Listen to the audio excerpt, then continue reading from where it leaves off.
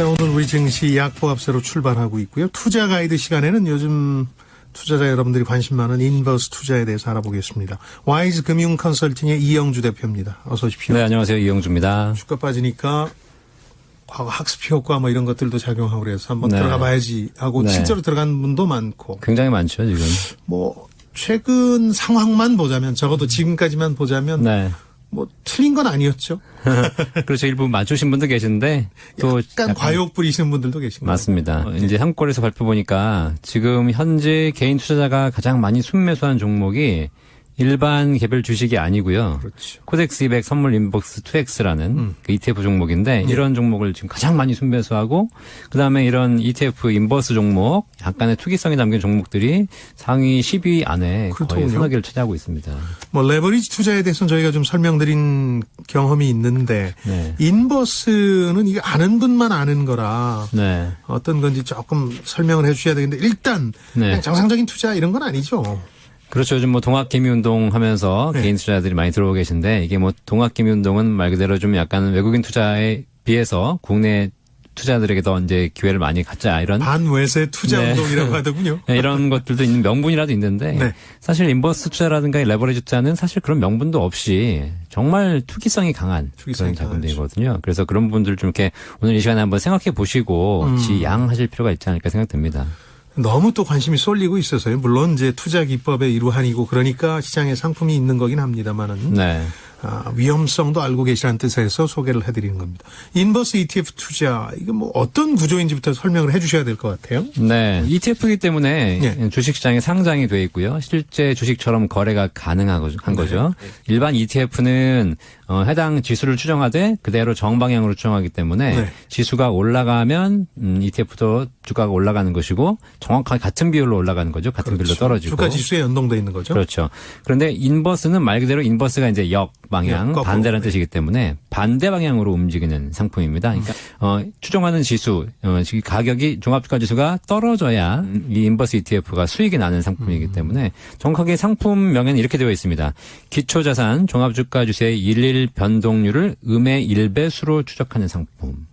어렵지만 꼭 마이너스로 플러스를 마이너스로 본다 그런 뜻이죠. 그 주가가 떨어진다 이렇게 봤을 때 여기에 이제 이른바 베팅하는 건데 실제로 주가가 떨어져서 돈들 벌었는지 모르겠군요. 이게 실제로는 이게 어제까지는 주가가 올라야만 돈을 번다고 생각했는데 주가가 떨어져도 내일은 떨어질 것 같아서 오늘 안 샀는데 그 맞춘 거잖아요. 어쨌든. 그렇죠. 그래도 돈을 벌 수 있는 방법이 있구나라고 생각해서 이제 투자하시는 것이 인버스 ETF거든요. 근데 이게 주가가 떨어질 때도 수익이 가능한데요. 어떻게 보면 이 주식 투자라는 것이 기업의 성장성을 두고 함께 성장하는 이런 투자를 하는 것이 주식인데 이것은 사실 거기서 본질에서 좀 벗어난 말 그대로 수익률 게임을 하는 맞추기를 하는 거죠. 변동성이 커지면서 뭐 더블 DB 온다, 주가가 떨어질 것 같다 이렇게 예상하시는 분들이 아마 인버스 ETF를 많이 사고 계신 것 같습니다. 그 판단은 뭐 투자자의 몫이긴 합니다만은 어쨌든 상품 구조상 장기 보유할수록 손실의 위험은 커질 수 있는데요. 그렇죠? 이게 이제 인버스 ETF 상품을 정확하게 좀 보실 필요가 있어요. 이게 말 그대로 그냥 반대 방향으로. 반대 방향이기만 하냐? 그렇지 않다는 거죠, 실제로는. 만약에 ETF와 정반대, 종합주가지수의 상승과 정반대의 구조라면 주가가 오르면 손실이 발생하고 떨어지면 원금이 회복하고 이렇게 되지 않습니까? 단순하죠. 자, 그런데 실제 구조를 보면 어떻게 돼 있냐면 주가가 떨어졌어요.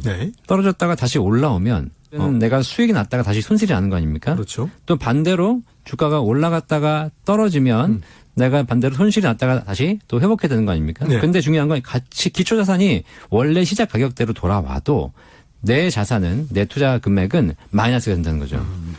일일 변동률을 음의 1배수로 추적한다. 이 내용에 다 담겨 있는 겁니다. 이게 뭐냐면 내가 시작한 날부터 보는 것이 아니라 매일 일간 단위죠. 일간 단위로 바뀌는 것이고 율로 본다는 거죠.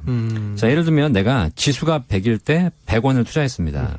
그럼 지수가 80이 되면 실제 가격이 20% 하락했기 때문에 나는 20% 수익이 난 거 아닙니까? 그럼요. 그럼 나는 120원이 되는 120원. 거거든요.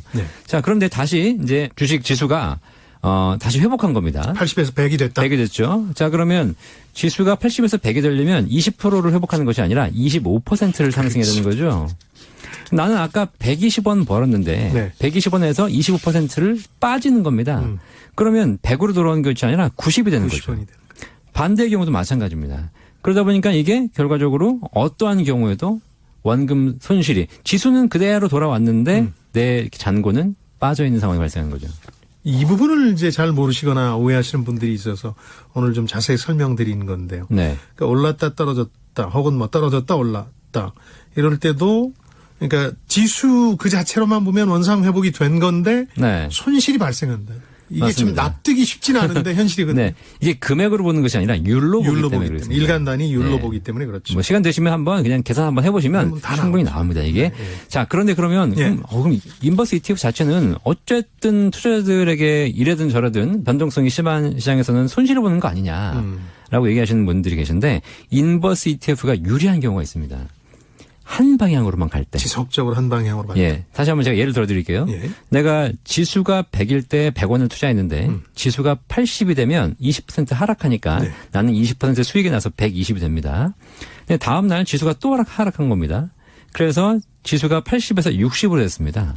80에서 60으로 된 거는 20% 하락한 것이 아니라 80에서 60이 됐기 때문에 25% 하락한 거거든요. 그러면 나는 120원에서 25%가 상승하니까 150원이 되는 겁니다. 수익이. 자, 지수는 100에서 60으로 40%가 하락했는데 내 통장의 수익은 100에서 150원으로 50%가 올라간 거죠. 그렇죠.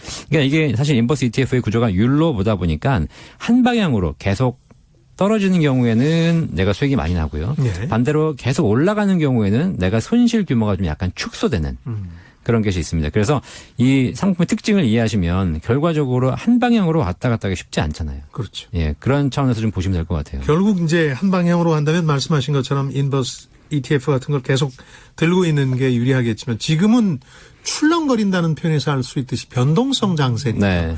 이게 좀 불리할 수도 있는 거 아닌가요? 주식이 사실 항상 변동하지 않습니까? 그렇죠. 한 방향으로 가는 경우는 굉장히 드물고요. 드물죠. 이게 제가 한번 계산해 보니까 6개월, 1년 결국은 시간이 지나면 지날수록 장기로 보면 볼수록 결과적으로 인버스는 손실을 보게 되는 그런 구조로 돼 있습니다. 불리하게 돼 있습니다. 그래서 변동성이 더 커서 지금이 불리하고 평상시에는 안 불리하고 이런 것이 아니라 거의 항상 불리하다. 결국은 단타 중심으로 해야 되는 전략이다. 정말 투기적인 그런 상품이 될 수 있죠.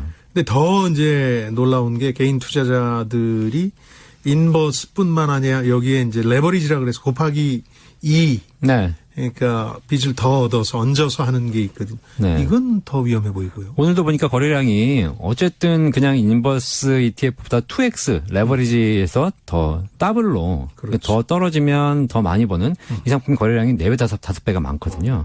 그러니까 사실상 지금 개인 투자자들께서 어쨌든 약간 과욕을 부리시면서 떨어지는데 크게 베팅을 하고 계신 것 같아요. 예. 자, 이런 건 사실상 제가 보기에는 기관도 힘들고 전문가도 힘든데 이걸 매일같이 보면서 단타를 해야 되고 자, 이런 상황에서 한다는 것은 위험한 것 같고요. 이거는 사실 투자가 아니고 투기도 아니고 그냥 도박인 것 같아요. 도박. 진리가 있지 않습니까? 모든 도박의 설계 시의 확률은 도박장과 개인이 반반입니다. 네. 홀짝 반반이잖아요. 네. 자, 그런데 결론을 놓고 보면 결과적으로 투자자들이 거의 대부분 잃고 그렇죠. 도박장이 거의 99%를 가져가는. 여기서는 상품 설계 판매사 정도가 되겠죠. 그러니까요. 이 동학개미 운동만 있는 게 아니었군요. 인버스처럼 정반대 방향에 배팅하시는 분들도 있는데 참 위험한 대목이 한두 가지가 아닙니다. 이걸 알고 하시라고 저희가 오늘 와이스금융 컨설팅 이영주 대표께서 자세히 전해 주셨습니다. 고맙습니다. 감사합니다.